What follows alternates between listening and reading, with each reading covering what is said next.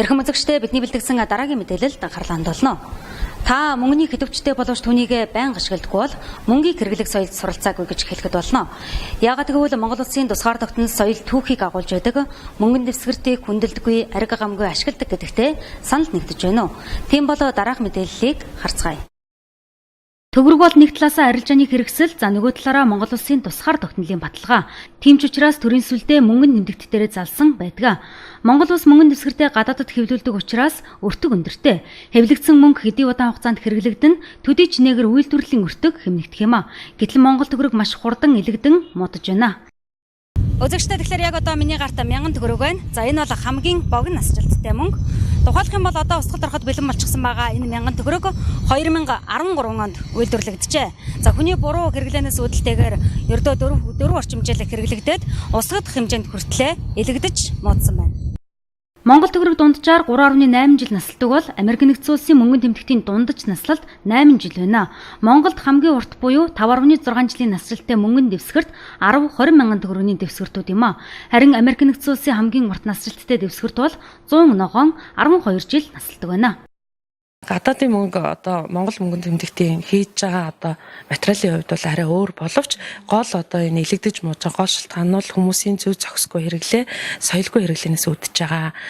Тэгээ манай дээр ирж байгаа муу мөнгөнд тэмдэгтэд ялгагдж байгаа мөнгнүүд ихэвчлэн одоо маш их тууцны алтаар наагдсан, хэртэж бохирцсон, сийлсэн, мах цус, жимсний толб болсон. Тэгээд урагдаж базагдсан. Тэгээ дээр нь ирээч сараачсан ийм одоо муу мөнгөнд тэмдэгтэд ирдэг. Судалгаагаар 3 хүн тутмын 2 нь төрөвчтэй боловч төрөвчөө байнга ашиглаж хэвсээгүй. Үндсэндээ эрэгтэйчүүдийн хувьд мөнгийг өмдний халаасандаа харин эмэгтэйчүүдийн тухайд цүнхнийхээ жижиг халаасанд хийж авч явдаг. Энэ бол бидний дундах нийтлэг хэрэглээ юм а.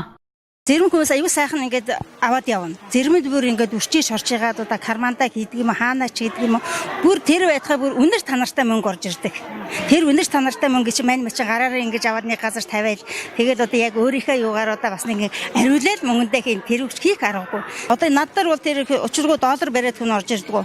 Яон бариад зөндөө орж ирдэг. Тэр яон бариад орж иж байгаа хүн тэр яоноо бол ингээд төрөвчнээс аягүй сайхан ингээд гаргаж ирж байна. Манай мөнгө байхгүй ш байгаа байхгүй тэр хүний гарт. Тэгтэл тэр манай мөнгийг бол ингээд атгацсан.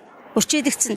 Тэр яагаад тэгж яаг гэвэл манайхан монголчууд өөрийнхөө мөнгөнд дэвсгэртийг хайрлахгүй өөрсдөө нь атгаж элдвийн юугаар явдаг болохоор гадаадын хүн яг л тэгж харьцаж байгаа шүү дээ. Өөрийнхөө мөнгийг сайхан авч явж байна. Манай мөнгөнд дэвсгэртийг болохоор одоо тэр ирдэ баг ингээд атгаад өрчөйдгээд харчилгаад тэгээд нэг хэрэгтэй газар нь өгөөл тэр чигт нь ерөөсө тэрний мөнгөч гэж бараг бодохгүй ингээл тэгээд явж байгаа байхгүй. Тэр нь бол биднээс шалтгаалж байгаа. Ингэж элэгдэж муудаж ашиглагдахгүй болсон мөнгөнд дэвсгэртийг зүгээр нэг ураад хайчихгүй. Тусгай зориулалт бүхий тоног төхөөрөмжөөр устгах бөгөөд ингэхэд үйлдвэрлэх хэмжээнийхтэй ижил зардал шаарддаг байна.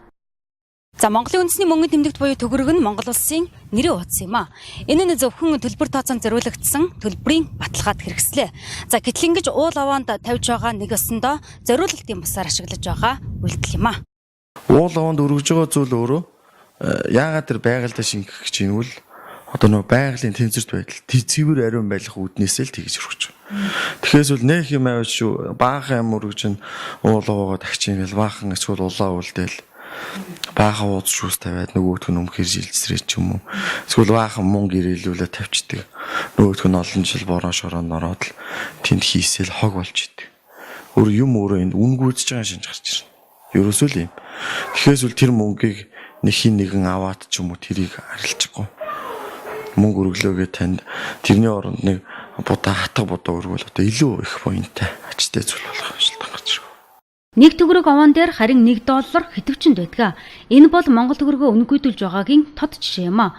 Эдийн засагт эргэлдэж байх ёстой мөнгө энэ байдлаар сул хаягдл болж байна. Тиймээс жижиг дэвсгэртийг зөвхөн төлбөрийн хэрэгслээр ашиглаж хэвсхийг дор бүрнээ хичээцгээе. Үзэгч та бидний нэвтрүүлгийг дуустал үзсэн бол яг одооноос төрөвч ашиглаж хэвшээрэй.